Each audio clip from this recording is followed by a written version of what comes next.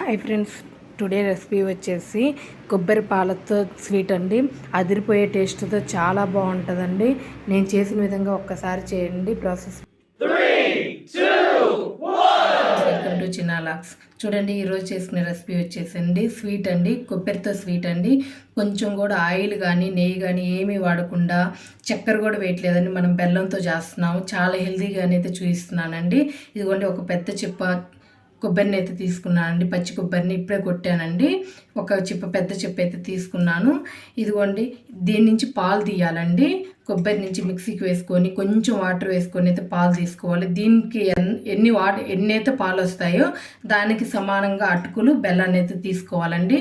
ఫస్ట్గా మనం దీని నుంచి పాలు అయితే తీసుకుందామండి. అప్పుడు కొలతను బట్టి మనం అటుకులు ఎంత బెల్లం ఎంత అనేది చూపిస్తాను. ఇదిగోండి, ఇట్లా చిన్న చిన్న ముక్కలుగానైతే తీసుకోవాలి.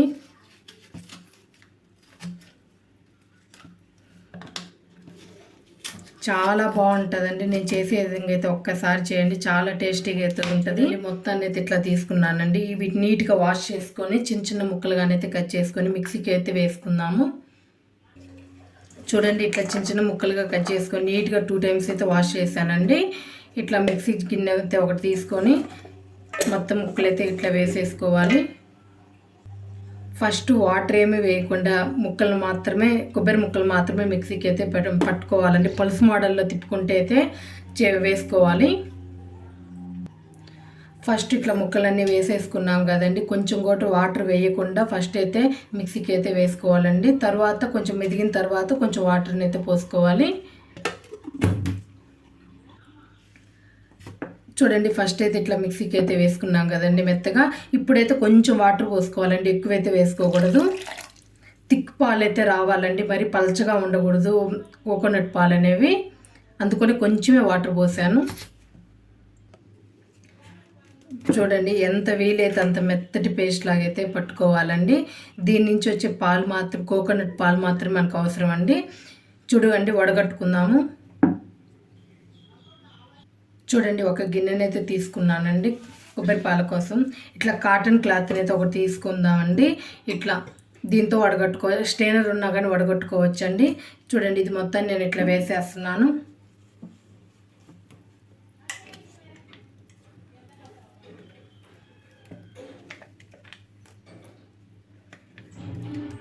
దీంట్లో ఒక్క చుక్క వాటర్ అయితే వేసుకుందామండి మిక్సింగ్లో. చూడండి, మిక్సీ జార్లోనైతే కడగడానికి ఇట్లా ఒక్క చుక్క అయితే పోసానండి. మనకి కోకోనట్ పాలు అనేవి పలచగా రాకూడదండి, తిక్కుగా రావాలి. ఒక్కసారి మిక్సీకి వేస్తామండి, ఇంకా సెకండ్ టైం అయితే వెయ్యము.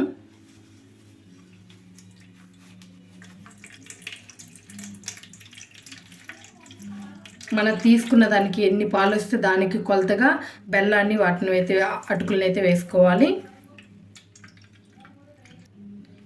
ఇదిగోండి, ఇట్లా టైట్గా పిండి వేసుకుంటే సరిపోతుందండి. చూడండి, ఒక్కసారి ఫస్ట్ టైం వచ్చే కోకోనట్ పాలు సరిపోతాయండి. రెండోసారి ఈ పిప్పిని మడుకు మళ్ళీ మిక్సీకి వేసుకోకూడదండి. చూడండి, పిప్పి మాత్రమే ఉంది, ఇది వేస్ట్దండి. ఇదిగోండి, చాలా తిక్కుగా ఉన్నాయి. చూడండి, ఈ పాలు మాత్రమే మనకు అవసరం అవుతాయి.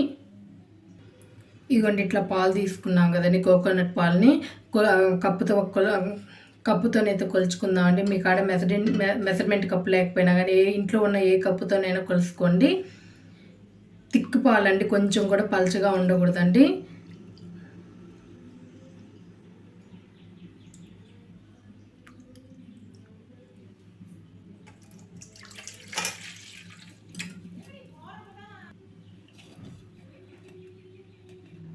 చూడండి, కరెక్ట్గా 2 కప్పులు అయితే పాలు వచ్చాయండి. ఇప్పుడు 2 కప్పులకు సరిపడా అయితే వేసుకోవాలండి. ఇవ్వండి, కోకోనట్ పాలు తిక్కువండి.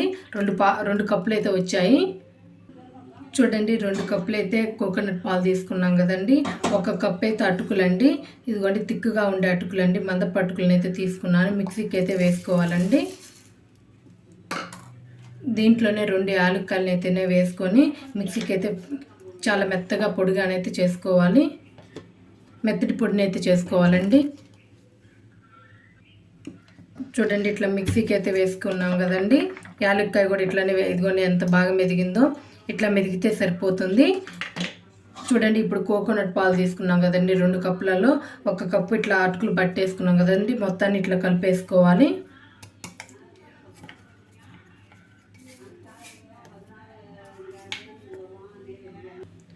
చూడండి మొత్తం బాగా కలిపేసే విధంగా అయితే కలుపుకోవాలండి. కొంచెం కూడా ఉండలు లేకుండా అయితే కలుపుకోవాలి.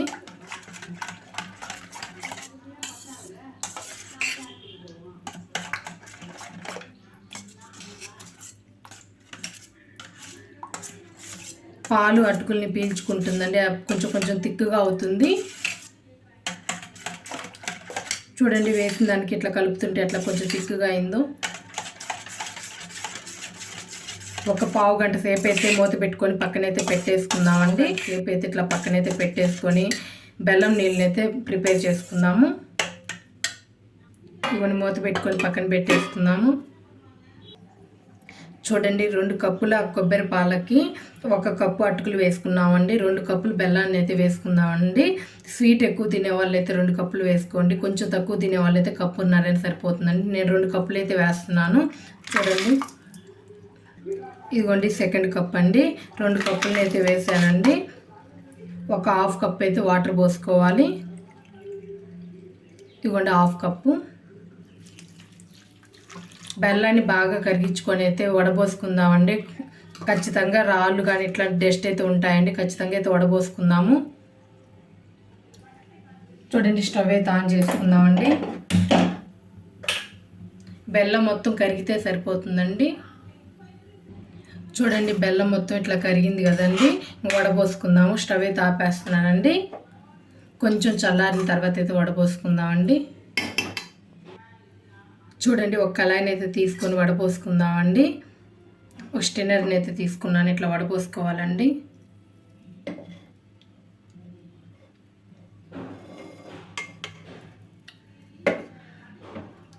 బెల్లంలో మనకు తెలియకుండా చాలా నలకలు ఉంటాయండి, ఖచ్చితంగా అయితే వడపోసుకోవాలి.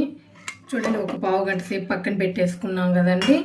కొబ్బరి పాలలో అటుకులు పొడి వేసి పెట్టేసుకున్నాం. చూడండి కొంచెం టైట్గా అయింది. చూడండి ఇప్పుడు మనం బెల్లం పానకం అయితే తీసుకున్నాం కదండి, బెల్లపు వాటర్లో వేసేసుకోవాలి.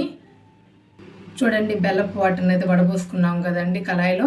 ఇదిగోండి స్టవ్ అయితే ఆన్ చేస్తున్నాను. మీడియం ఫ్లేమ్లో పెట్టుకోవాలండి.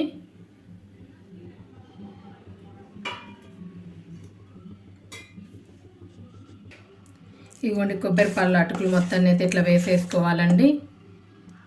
బెల్లం వాటర్లో వేసుకోవాలి. కొబ్బరి పాలు అటుకుల్ని బాగా పొడిని పీల్చుకొని గట్టిగా అయిందండి, టైట్గా. ఇవన్నీ మొత్తాన్ని ఇట్లా వేసేసుకున్నాం కదండి.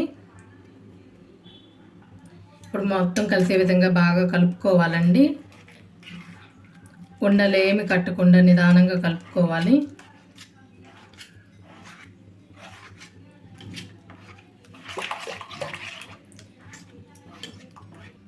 చూడండి ఉండలు ఏమి లేకుండా ఇట్లా అయితే కలుపుకోవాలి. ఇట్లా చిన్న చిన్న ఉండలు అన్నా కానీ ఇట్లా అనుకుంటే వచ్చేస్తుందండి. చూడండి ఇట్లా బాగా కలుపుతూనే ఉడికించుకోవాలండి.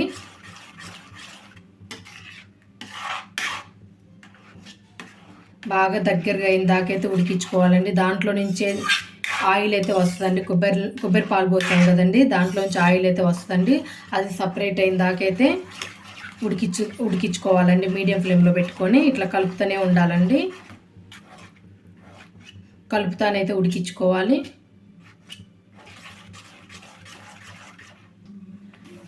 చూడండి ఇట్లా కలుపుతానైతే ఉడికించుకోండి. చూడండి కొంచెం కొంచెం గట్టిగా అవుతుంది, తిక్కుగా అవుతుంది. ఇట్లా కలుపుతానే ఉండాలండి, లేకపోతే అడుగు మాడుతుంది.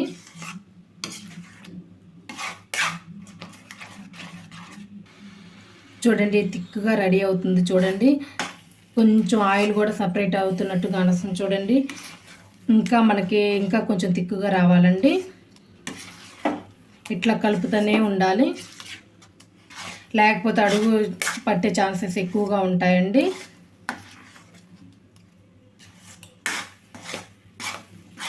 చూడండి ఇట్లా కలుపుతూనే ఉండాలి.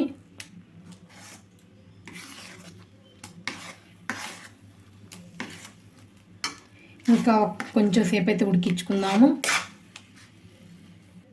చూడండి ఎంత తిక్కుగా రెడీ అయింది. ఇట్లా అయితే సరిపోతుందండి.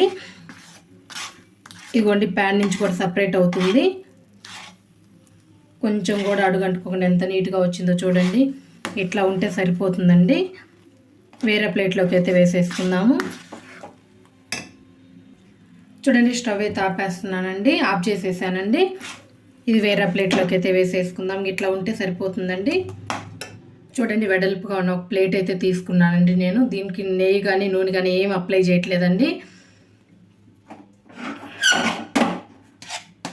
చూడండి మనం చేసి పెట్టుకున్న మొత్తాన్ని దీని మీద వేసేసుకుందాము.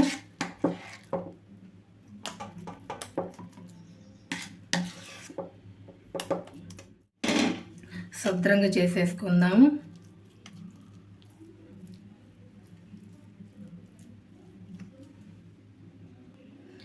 చూడండి ఈవెన్గా మొత్తాన్ని ఇట్లా శుభ్రంగా చేసేసుకున్నాం కదండి. కొంచెం చల్లారిన తర్వాత అయితే కట్ చేసుకుందామండి పీసెస్గా.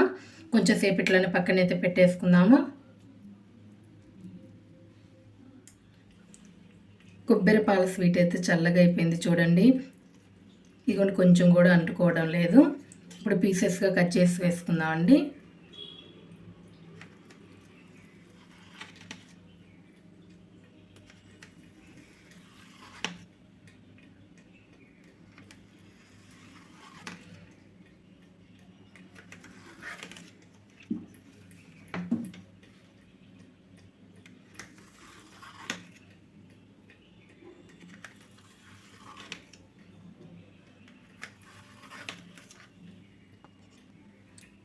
చూడండి ఒక పీస్ చూపిస్తాను.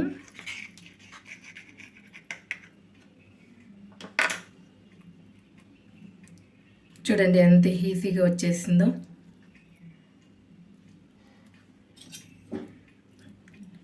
ఇట్లా చేయండి, టేస్ట్ కూడా చాలా బాగుంటుందండి. నేను చేసిన విధంగా అన్నీ ఇట్లనే వచ్చేస్తాయండి. కొంచెం కూడా స్టిక్కీగా అవ్వదు, బాగుంటుందండి. అన్నీ మనం హెల్తీగా ఉండేవేనండి వాడింది. కొబ్బరి పాలు కానీ, బెల్లం కానీ, అటుకులు కానీ, తిక్క అటుకులని వాడింది. అన్నీ హెల్తీ ఐటమ్ వాడామండి. చాలా బాగుంటుందండి. చిన్నపిల్లలు కూడా ఇట్లా చేసి పెట్టండి, చాలా ఇష్టంగా అయితే తింటారండి. ఈ వీడియో కనుక నచ్చినట్లయితే లైక్ చేయండి, షేర్ చేయండి, కామెంట్ చేయండి. ప్లీజ్ సబ్స్క్రైబ్ చేసుకోండి. Thank you.